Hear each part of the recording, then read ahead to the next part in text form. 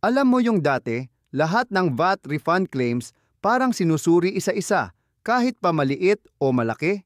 Ngayon, may bago na, risk-based classification na ang approach ng BIR. Ibig sabihin, low risk, pass, walang audit.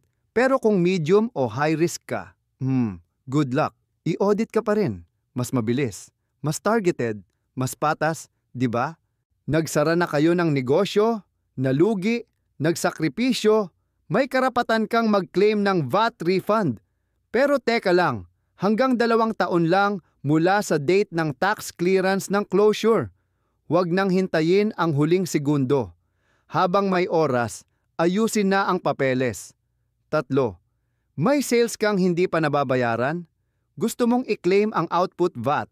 Wait lang, may nakasulat ba sa invoice na on credit? Kung wala, wala kang laban. Kailangan may malinaw na credit term sa invoice mo. Otherwise, goodbye claim. 4. Stress ka na ba kung saan magfa-file ng tax returns? Relax.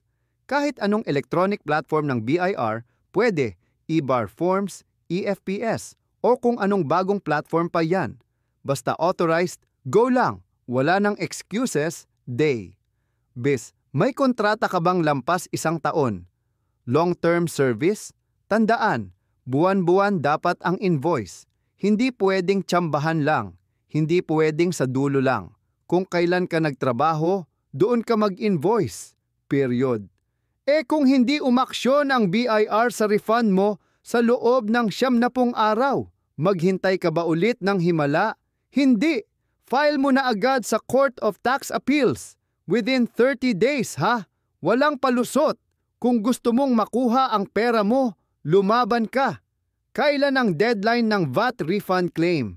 Listen carefully. 2 years mula sa end ng taxable quarter ng sale. Hindi 2 taon mula sa invoice. Hindi 2 taon mula sa filing.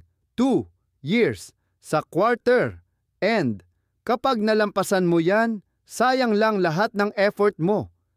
Gaano katagal dapat bago umaksyon ang BIR sa refund mo? 90 days. Walang labis, walang kulang.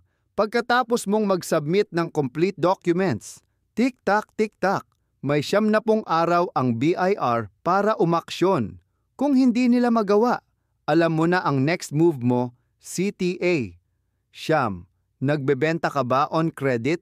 Gusto mong mag-claim ng output VAT credit? Pero teka, kailan ginawa ang sale mo? Kung bago mag-Abril 27, 2024, sorry, hindi na sakop ng bagong rules. Para ma-claim mo, dapat after na ng effectivity ng RR 3224. Huwag ka nang umasa sa lumang sale, move on ka na. 10. Anong pwede mong i-deduct sa gross sales? A. Salaries. B. Utilities. C. Rent. D. Refunds and credit memos. Yes. Yan lang ang allowed, basta properly documented at nakareflect sa invoice. Hindi lahat ng gastos ay deductible, bes. Gising!